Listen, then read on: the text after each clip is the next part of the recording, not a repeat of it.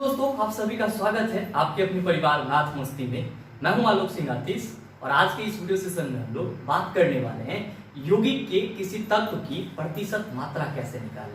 जी हाँ दोस्तों, आपके एग्जाम में पूछ दिया जाता है कैल्शियम कार्बोनेट के एक अणु में कार्बन की प्रतिशत मात्रा कितनी होगी, तब हम लोग भौचक्का रह जाते हैं। दोस्तों अगर आपको मैथ में प्रतिशत आता है तो केमिस्ट्री का ये सवाल भी आपसे बनेगा और 100% बनेगा। और वो कैसे बनेगा तो आइए हम लोग बोर्ड पे बात कर लेते हैं क्वेश्चन के साथ। आइए दोस्तों पहले हम लोग मैथ के प्रतिशत की बात कर लें, क्योंकि मैंने आपको अभी जस्ट बताया कि अगर आपको मैथ में प्रतिशत आता है ये सवाल जरूर बनेगा। आपके मन में उत्सुकता होगी कि भाई ये क्या बात हो गई। तो देखिए कि आपका ये जो क्वेश्चन है ये क्या कह रहा है कि 360 केजी गेहूं एवं 40 केजी चना के मिश्रण में चना की प्रतिशत मात्रा डैश है। आप बोलेगे सर एकदम क्वेश्चन बहुत इजी दिए चुन करके, ये तो सबसे बन जाएगा। बिल्कुल बन जाएगा, आसानी से बन जाएगा। आप इसके बनाने के तरीका को कैसे करते हैं सर? आप क्या कहते हैं कि सर गेहूं कितना है, तो आप कहते हो कि सर गेहूं जो है वो है 360 केजी। कितना है? 360 केजी। आप कहते हो सर चना कितना है, तो आप कहते हो 40 केजी। कितना है आपका? 40 केजी। आपसे क्या पूछा है कि गेहूं और चना का मिश्रण है जिसमें गेहूं का भार इतना है और चना का भार इतना है, तो बताइए कुल मिश्रण में चना का कितना प्रतिशत है। तो आप कहेंगे सर ये कुल मिश्रण कितना केजी हो जाएगा? 400 केजी हो जाएगा। कितना हो जाएगा? 400 केजी। अब आपसे क्या पूछा है कि चना की प्रतिशत कितना है, तो आप कहेंगे सर पूछ रहा है कि 400 केजी मिश्रण में ये आपका क्या हो गया कि कुल मिश्रण हो गया। क्या हो गया? कुल मिश्रण हो गया। आपसे क्या पूछा है कि इस 400 केजी कुल मिश्रण में अगर 40 केजी चना है तो चना का प्रतिशत मात्रा क्या है। तो आप क्या कहते हैं कि सर चना का जब हमको प्रतिशत मात्रा निकालना होगा तो चना का भार, क्या कहेंगे सर? चना का भार बटा मिश्रण का भार, बटा क्या कहेंगे? मिश्रण का भार। सर प्रतिशत पूछ रहा है तो 100 से गुना कर देंगे। बिल्कुल कर देंगे। अब आप इसको कैलकुलेट कैसे करते हैं? तो चना का भार होता है सर 40 केजी, कुल मिश्रण का भार हो गया है 400 केजी और 100 से हम गुना कर दिए। ये और ये कट गया, ये और ये कट गया, 4 10 10 हो गया। मतलब सर 400 केजी चना और गेहूं के मिश्रण में चना का जो प्रतिशत है वो कितना है? 10% है। आप इसको आंसर टिक कर देते, ये आपका क्वेश्चन सही हो जाता है। अब आप कहेंगे कि इससे इसको क्या लेना देना है? बिल्कुल लेना देना है। अगर आप ये चीज समझ गए तो इस चीज को भी आप आसानी से बनाएंगे। अभी बनाएंगे आप। कैसे बनाएंगे? क्या कह रहे हैं क्वेश्चन कि CaCO3 कैल्शियम कार्बोनेट के एक अणु में कार्बन की प्रतिशतता कितनी है। ध्यान दीजिएगा दोस्तों, डिफरेंसेस दोनों में क्या है। यहां पे क्या है कि आपको मिश्रण बता दिया गया है पहले, और मिश्रण के जो अवयव हैं मतलब जिससे मिश्रण बना है गेहूं और चना, उसका भी भार यहाँ पे दे दिया गया है। उसका भी भार क्या कर दिया गया है? यहाँ पे दे दिया गया है। तो आप बड़ा आसानी से इसको कैलकुलेट कर लिए। यहाँ पे क्या होता है कि कैल्शियम कार्बोनेट के एक अणु में कार्बन की प्रतिशतता है। यहाँ पे आपको न तो कुल भार दिया हुआ है न ये दिया हुआ है कि कैल्शियम कार्बोनेट में इतना ग्राम कार्बन होगा। अब ये कैसे बनेगा? बड़ा मुश्किल वाला बात हो जाता है। पहले इसको मिटा लेते हैं, उसके बाद फिर उसकी डिस्कस करते हैं। अब आप कहेंगे कि सर ये इसमें तो बड़ा मुश्किल लग रहा है निकालना। कोई मुश्किल नहीं है, बहुत ही आसान है। करना क्या है दोस्तों कि आपसे जब कैल्शियम कार्बोनेट के एक अणु में कार्बन की प्रतिशतता पूछा गया है तो हर यौगिक का अनुभार होता है। इस पे मैंने वीडियो दिया है आप लोगों को, रिसेंटली दिया है वीडियो। अगर आपने अनुभार वाला वीडियो देखा होगा तो आपको अनुभार में कोई दिक्कत नहीं होगी। फिर भी आज अगर इस सेशन में आप नए देख रहे हैं तो भी आपको दिक्कत नहीं आने वाली है। आते हैं क्वेश्चन पे हम कि क्या कह रहा है कि कैल्शियम कार्बोनेट के एक अणु में कार्बन की प्रतिशतता। पहले भाई क्या करते हैं हम लोग कि कैल्शियम कार्बोनेट का कुल भार का अनुभार, इसका हमको अनुभार मालूम करना होगा। अब अनुभार कैसे निकलेगा? तो सर अनुभार जो होता है किसी भी यौगिक का, उस यौगिक में जितने तत्व उपस्थित होते हैं उन सारे के परमाणु के भार का योग होता है। आप कहेंगे कैसे? तो पहले देखिए यौगिक में कौन कौन सा तत्व उपस्थित है। आप कहते हैं सर कैल्शियम उपस्थित है, तो कैल्शियम का परमाणु भार कितना होता है? तो 40 होता है। कितना होता है? 40। कार्बन भी है तो सर कार्बन का परमाणु भार कितना होता है? तो 12 होता है। ऑक्सीजन है तो ऑक्सीजन का कै गो परमाणु है, देखिए तो 3 गो परमाणु है। ऑक्सीजन की एक परमाणु का भार कितना हो गया, तो कहेंगे सर 16, लेकिन यहाँ पे है कितना, इस यौगिक में कितना है 3, तो 16 गुना 3 कितना 48 ग्राम। मतलब हम सीधे सीधे क्या कह सकते हैं कि अब इन सारे इसको और इसको, ये 16 × 48 में इसलिए बोल रहा हूं कि ऑक्सीजन की एक परमाणु का भार होता है 16, लेकिन कैल्शियम कार्बोनेट में आप देख रहे हैं O3 है, तो ऑक्सीजन का 3 परमाणु है, तो 16 × 48। अब हमने आपको बोला कि अनुभार निकालने के लिए जितने भी परमाणु भार हैं उन सबको आप जोड़ दीजिए उस यौगिक में जो है। तो हम क्या कर रहे हैं सर, 40 प्लस 12 प्लस 16 दिया कितना 48, सबको जोड़ दिए तो 8 और 2 कितना हो गया मेरा 10, 4 1 5 और 4 9 कितना 9 और 1 आपका 10। मतलब कैल्शियम कार्बोनेट का CaCO3 का जो कुल अनुभार है वो कितना है 100 है। अब आप कहेंगे सर इसको ग्राम कहेंगे या AMU, तो जो आपका मन करे ग्राम में निकालिए तो ज्यादा बेटर होगा। तो ग्राम अगर लगा देंगे तो ग्राम में अनुभार हो जाएगा, अगर AMU लगा देंगे तो एटॉमिक मास यूनिट में अनुभार हो जाएगा। अब देखिए अनुभार तो निकल गया, मतलब आपको ये पता चल गया कि कैल्शियम कार्बोनेट के एक अणु का कुल भार कितना होता है, तो 100 ग्राम होता है। कितना होता है 100 ग्राम। आपसे क्या पूछा है कि कार्बन की प्रतिशतता कितनी होगी, ध्यान दीजिएगा दोस्तों कि आपका कैल्शियम कार्बोनेट में कार्बन के एक परमाणु है, कितने परमाणु है, एक परमाणु है, और उस कार्बन की एक परमाणु का द्रव्यमान कितना है, तो 12 ग्राम है। कितना है 12 ग्राम। इसका मतलब ये हुआ कि 100 ग्राम कैल्शियम कार्बोनेट में 100 ग्राम कैल्शियम कार्बोनेट में 12 ग्राम कार्बन है। क्या है 12 ग्राम कार्बन है। तब अब इससे इसका प्रतिशत क्या होगा, मतलब 100 ग्राम में 12 कितना प्रतिशत हुआ, बहुत इजी है। कैसे, तो अभी आपने जस्ट निकाला था चना वाला, चना का भार बटा कुल मिश्रण का भार गुना 100, तो यहाँ पे आपको कार्बन का प्रतिशत पूछा गया है, तो कार्बन का भार अब बटा कैल्शियम कार्बोनेट का कुल अनुभार कितना 100 और फिर गुना 100। आप इसको और इसको कट कर देंगे, 2 0 कट गया, आपका जो आंसर हो जाएगा वो हो जाएगा 12%। मतलब क्या कि कैल्शियम कार्बोनेट के एक अणु में कार्बन की कितनी प्रतिशतता होगी 12%। अब बताइए ये है आसान या आपके लिए बहुत ज्यादा क्रिटिकल है। दोस्तों इस पे 2-3 एग्जांपल और अगर कर लेंगे तो ये आसानी से बन जाएगा, लेकिन याद रखेंगे कि ये जो मैंने आपको लिखा है कि यौगिक किसी तत्व की प्रतिशत मात्रा निकालना, आपको आपके बुक में फॉर्मूला के रूप में भी मिल जाएगा, सूत्र के रूप में भी मिल जाएगा। अब आप कहेंगे कि सर वो सूत्र के रूप में कैसे मिलेगा, बस कुछ नहीं मिलेगा। अब देखिए ये फॉर्मूला के रूप में कैसे आ जाता है, कभी कभी आपसे आपके एग्जाम में फॉर्मूला भी पूछ लिया जाता है कि यौगिक के किसी तत्व की प्रतिशत मात्रा किस फॉर्मूला से निकलती है, या प्रतिशत मात्रा निकालने के लिए क्या फॉर्मूला होता है। तो ध्यान दीजिएगा हम लोग क्या कहते हैं कि प्रतिशत मात्रा निकालने के लिए यौगिक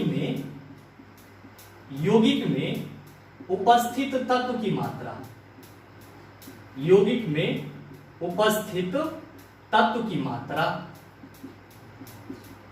मात्रा बटा यौगिक का अनुभार, यौगिक का अनुभार गुना 100 कर देते हैं, यही फॉर्मूला हो जाता है। हो सकता है आपके एग्जाम में ये आपका फॉर्मूला भी आ सकता है। दोस्तों अब यहाँ पे आप कहेंगे कि ये दोनों ना समझे, कोई दिक्कत नहीं है, समझ जाइएगा। देखिए अभी जस्ट आपने कैल्शियम कार्बोनेट के एक अणु में कार्बन की प्रतिशतता निकाला था, तो आपने क्या देखा था कि हमने कार्बन का जो द्रव्यमान था 12, उसके इस यौगिक के कुल अनुभार मतलब 100 ग्राम था और इसको 100 से गुना कर दिया था। तो जिस तत्व का हमको निकालने के लिए बोल रहा है तो उस तत्व को हमने ऊपर भी रखा, इसी चीज को हमने यहाँ भी अरेंज किया है कि यौगिक में उपस्थित तत्व की मात्रा, यहाँ पे यौगिक में कार्बन की कितनी मात्रा थी 12 ग्राम, तो 12 ग्राम को ऊपर में लिखा, यौगिक में उपस्थित तत्व की मात्रा। अब ये देखिए 100, तो ये कैल्शियम कार्बोनेट का अनुभार था पीछे में, तो हम यहाँ पे यौगिक का अनुभार लिख दिए और 100 से गुना कर दिए। ये आपका हो गया फॉर्मूला कि यौगिक की किसी तत्व की प्रतिशत मात्रा को कैसे निकालें। बस आपका ये वाला अगर कंसेप्ट याद है प्रतिशत वाला, तो ये वाला भी आपका आसानी से बनेगा। अब आप कहेंगे कि ये बहुत इजी था, इस पे 2-4 ऐसे एग्जाम्पल बताइए जो बार बार रिपीट हो रहा हो। जी बिल्कुल उसी एग्जाम्पल की बात कर रहे हैं, तो आइए हम लोग उस एग्जाम्पल को भी देख लेते हैं जो आपसे बार बार आपके एग्जाम में रिपीट करके पूछा जाता है। आइए दोस्तों, अब आपके एग्जाम में अगर इतना बड़ा फार्मूला आ जाए तब कैसे आप निकालिएगा। NH4NO3 अमोनियम नाइट्रेट में ऑक्सीजन की प्रतिशत मात्रा होगी। एक चीज और याद रखिएगा, NH3 को हम लोग अमोनिया बोलते हैं और NH4 को हम लोग अमोनियम बोलते हैं। तो यहाँ पे आपसे क्या पूछा जा रहा है कि NH4NO3 में अमोनियम नाइट्रेट में ऑक्सीजन की प्रतिशत मात्रा क्या होगी। बिल्कुल जैसे पहले वाले क्वेश्चन को सॉल्व किए सेम उसी तरह से करेंगे। कैसे? तो पहले हम इसका फार्मूला यहाँ पे लिख देते हैं NH4NO3। अब इसमें देख लेते हैं कि कौन कौन सा परमाणु है। आप देख रहे हैं सर कि यहाँ पे नाइट्रोजन भी है, हाइड्रोजन भी है और आपका क्या है NO3 भी है, नाइट्रेट भी है। यहाँ पे क्या है आपका नाइट्रेट भी है। तो हालांकि ये नाइट्रोजन दो बार है, तो आप किसी भी तरह से जब अनुभार निकालेंगे तो बात समान ही होगा, लेकिन फिर भी हम लोग बात कर लेते हैं इसको अलग अलग करके। देखिए NH4 है, नाइट्रोजन का परमाणु भार कितना होता है 14, हाइड्रोजन का परमाणु भार होता है 1, लेकिन यहाँ पे हाइड्रोजन के कितने परमाणु हैं 4, तो 1 गुना 4 तो टोटल हाइड्रोजन कितना 4 ग्राम। फिर नाइट्रोजन कितना है यहाँ पे, देखिए ध्यान से कि फिर नाइट्रोजन है आपका कितना 14, फिर कितना है 14, तो इतना ही रहेगा। और ऑक्सीजन कितना है यहाँ पे, ऑक्सीजन है भैया यहाँ पे ऑक्सीजन है 3, लेकिन एक ऑक्सीजन का परमाणु भार होता है 16, तो 3 गो है यहाँ पे, तो 16 गुना 3 कितना हो जाएगा 48 हो जाएगा। कितना हो जाएगा 48। अब हमको निकालना क्या है, अनुभार निकालना है। क्या होता है अनुभार, तो जितना परमाणु है सबका भार हमको ऐड कर देना है। तो देखिए 14 प्लस 4, फिर ये 14 जुटेगा और फिर ये 48 जुटेगा। ये सारे परमाणु इतना ही है ना, नाइट्रोजन हाइड्रोजन नाइट्रोजन ऑक्सीजन का 4, सॉरी ऑक्सीजन का 3, ये सारा इसको जोड़ के देखते हैं कि 4 और 4 8, 8 4 12, 12 और 8 कितना हो गया 20 का यहाँ पे 0, आपके पास कितना बचा 2, 4 और 1 5, 1 आपका कितना हो गया 6 और 6 और 2 कितना हो गया 8। मतलब आप कह सकते हो दोस्तों कि NH4NO3 का जो अनुभार होगा, मॉलिक्यूलर वेट होगा, वो मॉलिक्यूलर वेट कितना हो जाएगा 80 ग्राम हो जाएगा। कितना हो जाएगा 80 ग्राम। अब आप देखो कि 80 ग्राम अमोनियम नाइट्रेट में NH4NO3 में ऑक्सीजन कितना ग्राम है। आप कहेंगे सर ऑक्सीजन के 3 एटम है, मतलब ऑक्सीजन 48 ग्राम है। इसका मतलब ये हुआ कि 80 ग्राम में 48 ग्राम कितना प्रतिशत हुआ, 80 ग्राम में 48 ग्राम कितना प्रतिशत हुआ। अरे भैया ऑक्सीजन की परसेंटेज आपको निकालना है, तो ऑक्सीजन अनुभार इसमें कितना है इस यौगिक में 48 ग्राम। टोटल यौगिक का अनुभार कितना है 80, 48/80 गुना 100 कर दीजिए, ये 0 और ये 0 कैंसिल हो जाएगा, 8 6 आपका 48 हो जाएगा और 10 6 आपका 60% हो जाएगा। मतलब आपकी इस क्वेश्चन का सही आंसर ऑप्शन नंबर ए हो जाएगा। बताइए है आसान या बहुत ज्यादा क्रिटिकल है? अभी भी ना समझ में आया तो आइए कुछ और एग्जांपल देख लेते हैं। आइए दोस्तों 2 और क्वेश्चन हम लोग देखते हैं, इसके बाद हम लोग का कंसेप्ट पूरी तरह से क्लियर हो जाएगा। देखिए दोस्तों ये दोनों भी आपके एग्जाम में आते हैं और इस दोनों में फर्क है। आप देखिएगा पहला चीज तो ये सिंपल सा आपके बहुत सारे एग्जाम में आते हैं कि जल में हाइड्रोजन की प्रतिशत मात्रा क्या होगी। आप लोग जल का अनुभार, बहुत बच्चे तो ऐसे होंगे जो याद भी कर रखे होंगे कि 18 ग्राम होता है। तो जल में हाइड्रोजन की प्रतिशत मात्रा क्या होगी दोस्तों। जब आप क्वेश्चन नंबर 3 को सॉल्व करेंगे तो सबसे पहले आप इसका फार्मूला लिखेंगे, H2O होता है सर इसका फार्मूला। अब देखिए जो आपका सिंपल चीज होगा जैसे कार्बन डाइऑक्साइड, तो CO2 तो आप जानते हैं, जितना बात एग्जामिनर जानता है, तो उसको CO2 लिखने का कोई जरूरत नहीं पड़ता है। और दूसरा चीज जल, ये कॉमन सा चीज है, तो वाटर H2O सारा जानता है। हाँ अगर कोई बड़ा फार्मूला पूछेगा तो वो इंडिकेट जरूर करेगा। साथ ही साथ एक चीज और याद रखिएगा, अगर किसी बड़े परमाणु का आपसे प्रतिशत पूछा जाएगा तो उस क्वेश्चन में आपको उस परमाणु का भार मेंशन किया हुआ रहेगा। जैसे अगर आपसे पूछ दे कि HGO में, उसमें आपका पूछ दे कि ऑक्सीजन की प्रतिशतता कितनी होगी, उसमें Hg का वैल्यू मतलब Hg का परमाणु भार 200 ग्राम होता है, ये चीज आपका इंडिकेट किया हुआ रहेगा। इसीलिए घबराना नहीं है, क्वेश्चन किसी भी रूप में आएगा तो आपसे बनेगा। H2O में आपसे पूछा है कि हाइड्रोजन की प्रतिशत मात्रा कितनी होगी, तो पहले तो दोस्तों हम लोग इसके अनुभार की बात कर लेते हैं ना। अब आप कहेंगे सर अनुभार से पहले ये मालूम करना होगा कि इसमें कौन कौन से तत्व हैं, तो आप कहेंगे सर हाइड्रोजन के तत्व हैं और हाइड्रोजन का परमाणु भार होता है 1, लेकिन इसमें कितना है हाइड्रोजन 2, तो 1 गुना 2, तो हाइड्रोजन का कितना ग्राम 2 ग्राम, 2 ग्राम अब देखिए ऑक्सीजन का इसमें क्या परमाणु है, तो आप कहेंगे सर एक, तो ऑक्सीजन के एक परमाणु का द्रव्यमान कितना होता है 16, तो आप यहाँ पे लिख दीजिए इसको 16 ग्राम। दोस्तों आपको करना क्या है कि इसका कुल अनुभार निकाल लेना, मतलब दोनों परमाणु भार को जोड़ देना है। एक ना आप याद करते हैं कि वाटर के एक अणु का जो द्रव्यमान होता है वो कितना होता है 18 ग्राम।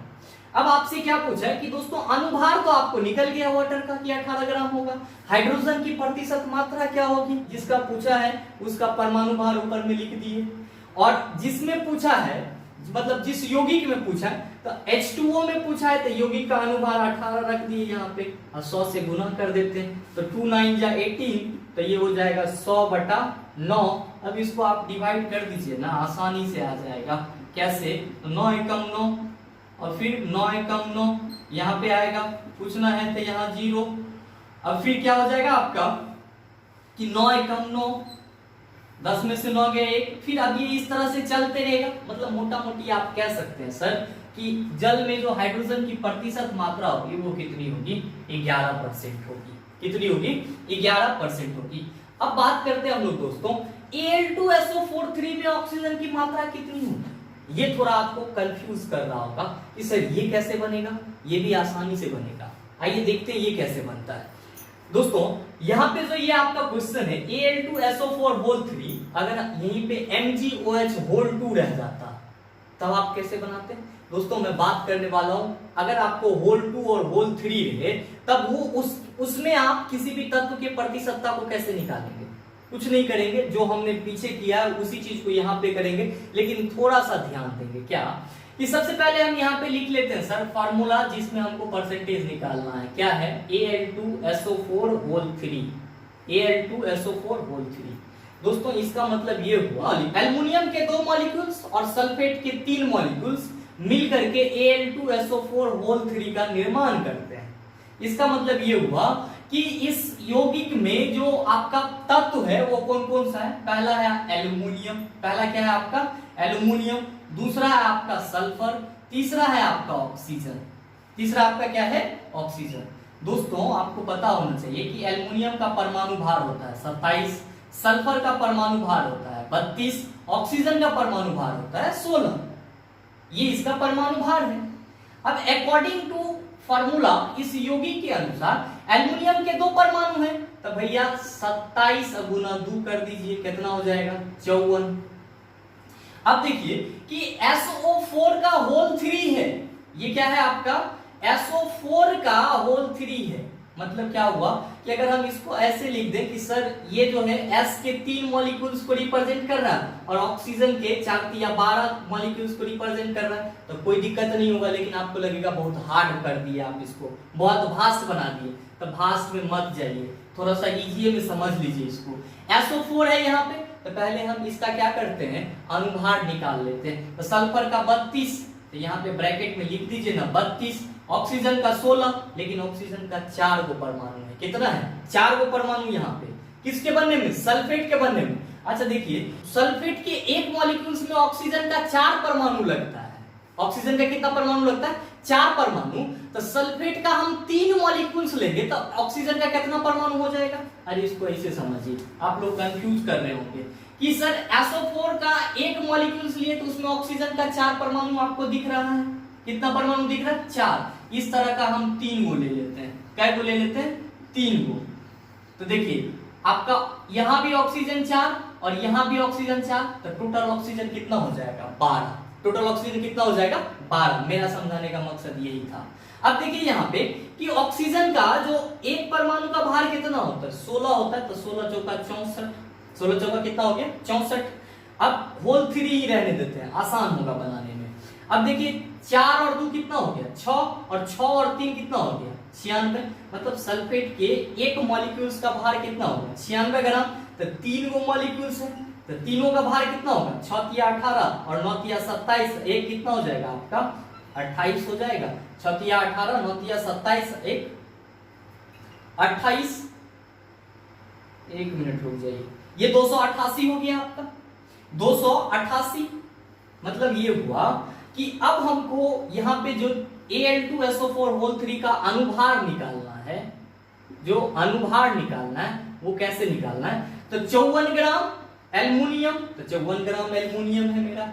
अब 288 ग्राम सल्फेट, क्योंकि सल्फेट के एक मॉलिक्यूल्स का जो भार होता है वो 96 ग्राम होता है, क्योंकि यहाँ पे होल 3 है तो 3 मॉलिक्यूल्स है, तो उसको गुना कर दिए 288, तो हम यहाँ पे 288 जोड़ देते हैं। 8 4 12, 8 5 13, 1 14 और 2 1 3, 342 ग्राम। मतलब Al2SO4 होल 3 का जो अनुभार होगा वो अनुभार कितना होगा, वो अनुभार होगा 342 ग्राम। अब आपसे पूछा है कि इस 342 ग्राम में ऑक्सीजन की प्रतिशत कितनी है, ऑक्सीजन की प्रतिशत कितनी है। आप क्या देख रहे हैं दोस्तों कि Al2SO4 होल 3 के बनने में ऑक्सीजन के टोटल कितने एटम का जरूरत पड़ रहा है आपको। तो आप कहेंगे सर ऑक्सीजन के टोटल 12 एटम का जरूरत पड़ गया हमको, क्योंकि 4 को यहाँ पे, 4 को यहाँ पे, 4 को यहाँ पे, 4 तिया 12। अब आप देखो कि कहीं ना कहीं हमको जो आपका ऑक्सीजन का 4 है तो एक में कितना है ऑक्सीजन, तो आप कहेंगे सर एक में 64 है। एक में कितना है 64, एक में भाई 64 ही है ना, तब 3 में होगा तो सीधे कर दीजिए ना, 3 गो मॉलिक्यूल्स में ऑक्सीजन का कुल भार कितना होगा, 4 तिया 12, 6 तिया 18, 1 19। मतलब क्या कि सल्फेट के 3 मॉलिक्यूल में ऑक्सीजन का जो भार होगा वो होगा 192 ग्राम। कितना होगा 192 ग्राम। या आप ये भी कह सकते हैं, क्या कह सकते हैं कि Al2SO4 होल 3 के बनने में ऑक्सीजन का टोटल द्रव्यमान कितना चाहिए 192 ग्राम, जबकि Al2SO4 होल 3 का कुल अनुभार कितना होता है 342 ग्राम। आपसे पूछा है कि 342 ग्राम में 192 ग्राम कितना प्रतिशत होगा। ध्यान दीजिएगा क्या पूछा है कि 342 ग्राम में 192 ग्राम कितना प्रतिशत होगा। अरे भैया क्या करेंगे 192, चाहे कि ऑक्सीजन का टोटल 12 मॉलिक्यूल्स, एक मॉलिक्यूल्स का 16, तो आप ऐसे भी गुना कर सकते हैं 16 गुना 12 192, तो 192 अब बटा कितना अनुभार टोटल है 342, इसको गुना आप कर दीजिए 100 से, ज्यादा दिमाग न लगाइएगा, 192 गुना 100 कीजिएगा, ये आपका हो जाएगा इकाई दहाई सैकड़ा हजार 10,000, तो ये हो गया 19,200 और 342 एकरा आप डिवाइड कर लीजिएगा, आपको 56.14 के समथिंग में आ जाएगा। मतलब इस क्वेश्चन का जो सही आंसर होगा वो हो जाएगा ऑप्शन नंबर डी। दोस्तों आप चाहे तो इसका स्क्रीनशॉट भी ले सकते हैं, आपको समझने के लिए बहुत ही बेटर होगा। तो उम्मीद करते हैं यहाँ तक की सारी चीजें आप अच्छे से समझ गए होंगे। अब आपको इस टाइप के कोई भी प्रश्न मिलेंगे आप उसको आसानी से सॉल्व कर लेंगे। अगर आपको वीडियो अच्छा लगा तो वीडियो को लाइक कीजिएगा, शेयर कीजिएगा, और हाँ अगर आप नए व्यूअर हैं तो चैनल को सब्सक्राइब करके बेल आइकन दबा लीजिएगा, ताकि इस तरह के एग्जाम रिलेवेंट वीडियो सबसे पहले आपके पास पहुंचे और आप उसका भरपूर फायदा उठा पाए। और एक सबसे जरूरी बात कि अगर आप लोग चाहते हैं कि साइंस का कंप्लीट कोर्स करें जिसमें आपको फिजिक्स, केमिस्ट्री, बायोलॉजी तीनों का बेसिक लेवल से हाई लेवल तक आपके सारे क्वेश्चंस को सॉल्व कराया जाए, तो आप धुरीना पे चल रहे कंप्लीट साइंस कोर्स में इनरोल कर सकते हैं, जिसका फी मात्र 399 रुपया है। और ये आपका उपलब्ध कहाँ पे, तो धुरीना पे उपलब्ध है। अगर दोस्तों आपको धुरीना ऐप पे साइंस के कंप्लीट कोर्स को खोजने में कोई दिक्कत या परेशानी आ रही है तो आप कॉल कर सकते हैं 6299 34 0750 पर। आपको कोर्स से संबंधित जो कुछ भी समस्याएं होगी उन सारे समस्याओं का सॉल्यूशन इस जगह से आपको मिल जाएगा। तो मिलते हैं हम लोग फिर अगले वीडियो सेशन में, तब तक के लिए थैंक यू।